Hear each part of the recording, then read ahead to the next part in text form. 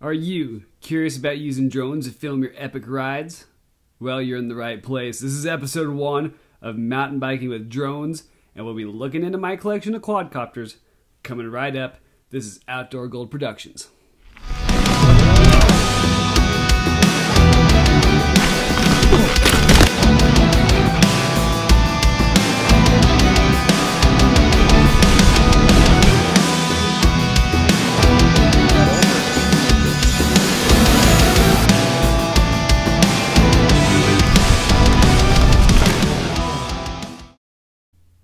If you enjoy the content on these videos, please help me out by subscribing and hitting that like button. Thanks, guys. Hey, NAR Masters, this is RC with Outdoor Gold Productions, and I'm pleased to announce a brand new series about my mountain biking experience with quadcopter drones. So I'm going to start out with an asterisk. This is going to be more of a vlog style video than my current informative format. So it's going to be a little different. I'm not a professional, and these findings are things I discovered over time flying these drones. There might be remedies. So please leave comments down in the comment section if you have additional information to add. So let's dive right into episode 1. Today we'll be looking at my 2 remote controlled quadcopters and how I've been using them for mountain biking. Even though this intro is specific to mountain biking, that doesn't mean that you can't use the information that I have here to use in other applications or anywhere that you need aerial footage. Don't worry, my old format videos are not going anywhere, and I'll continue to lay those out as a foundation of my channel for the foreseeable future. And then I'd like to introduce you guys to my DJI Spark and DJI Mavic Pro quadcopter drones, which I use on a daily basis. The Spark and the Mavic have quickly become a staple of the channel, and aerial footage is what has really set it apart. When I start digging into the comments section, some of the most frequent comments I see on my videos are of viewers who are really pleased with the filler drone footage and like to see more. I have found these aerial shots as a means to better show the natural beauty of an area and give the riders who are unfamiliar with these regions a different perspective. And I have had a few individuals reach out to me and ask how I use these things in different applications via email down in the comments. So this is really going to be the bedrock for what I want to do with this new drone series, and hopefully people could use it as a resource. So let's start out by looking at my DJI Spark. The majority of my mountain biking POV footage features mostly filler Spark material. The Spark is obviously a small, lightweight, and very portable aircraft, and it has been a very capable drone for what I've been doing. But it does have a few drawbacks. Its battery life doesn't last long, 11 to 13 minutes on average. It doesn't have the best reception, so it kind of cuts in and out in some circumstances. And finally, its camera is stabilized on a 2-axis gimbal. In essence, the small profile of the drone in combination with the 2-axis gimbal doesn't always offer the best stabilization, especially in sports mode and in a windy situation. Oftentimes you'll have the shot kind of lined up and you'll see exactly what you want. And then it kind of jolts, and you don't even see that when you're looking at your phone or your iPad. So getting that extra stabilization is very, very important, especially in the video editing process. But all that said, that does not mean it's a bad drone. Instead, it can serve a purpose in the right application and in the right conditions. It just really depends on what you're doing. However, the Spark does feature a multitude of intelligent flight modes like Active Track, which is a cutting edge feature that I've used in past videos like Joe's Ridge and the Gunny Load. The Active Track does an excellent job of following my activity in a short range, about 100 yards or so. The only important note to make on Active Track is that when I'm using it with mountain biking, I really have to work with it as a rider and pay attention to what it's doing and what I'm doing to capture that perfect selfie that doesn't really look like a selfie. Overall, the Spark has done a fine job and it'll be used for months to come, but I never anticipating having the viewership that I have now when I bought it. That's why I felt like I needed an upgrade. Enter Outdoor Gold's new DJI Mavic Pro. It has most of the same intelligent flight modes as DJI Spark does, and with some extra bells and whistles. Some obvious differences include a 3-axis gimbal, significantly longer battery life, 4K camera and more tunability. Speaking of that stabilization, the 3-axis gimbal really is a video editing dream come true.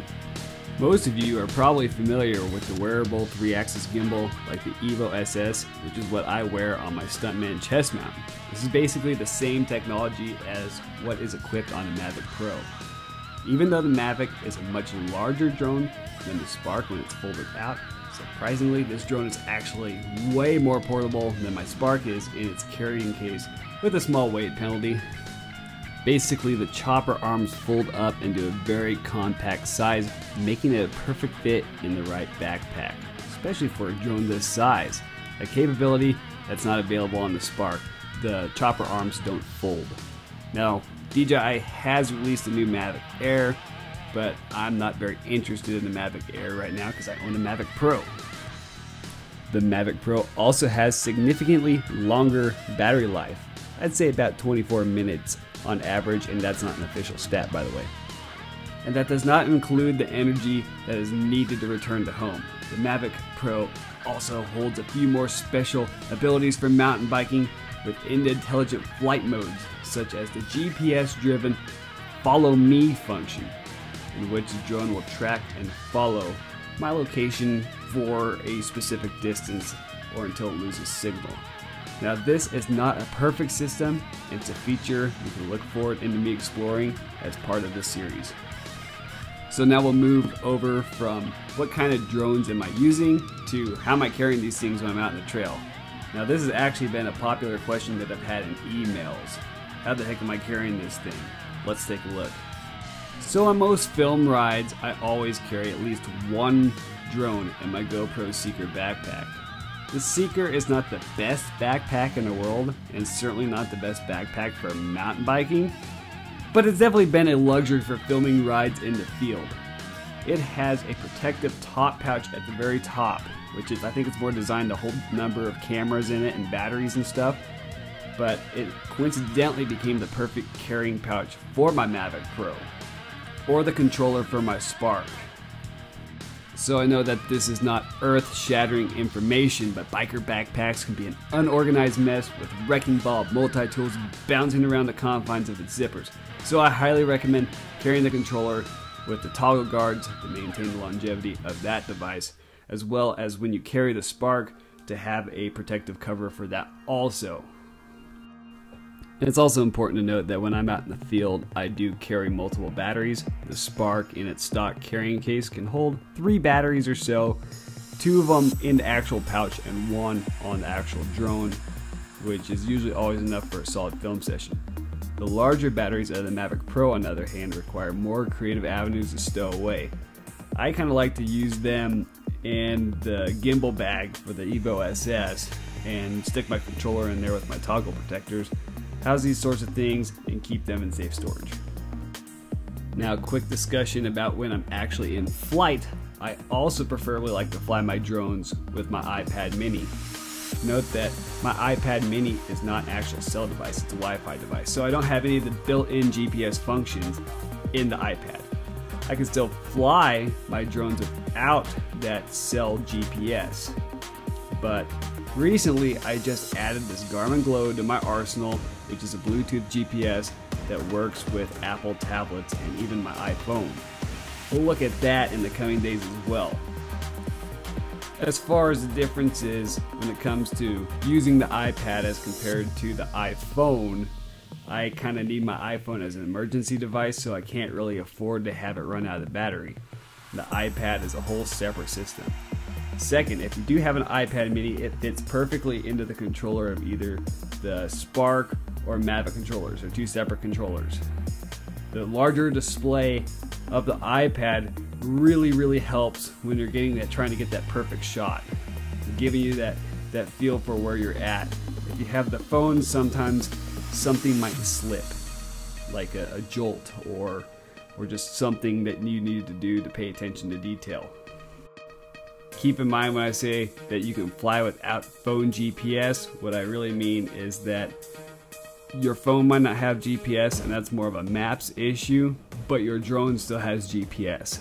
And so it has protective safeguards to keep you from flying in places that are restricted to drones, such as national parks and nearby airports. And this is basically going to wrap up episode 1 of our mountain biking with drones series, my collection of drones. Next we'll be moving into episode 2 of the series. And we'll be looking into how I use these drones, as well as explore and experiment with a multitude of their special functions to examine how to maximize their trail usage. If you like what you see, subscribe and smash that like button, leave some feedback. I could actually really use some good feedback here, so don't be afraid, leave some stuff down in the comments. Thanks for watching, you guys, and we'll catch you on down the road. Later.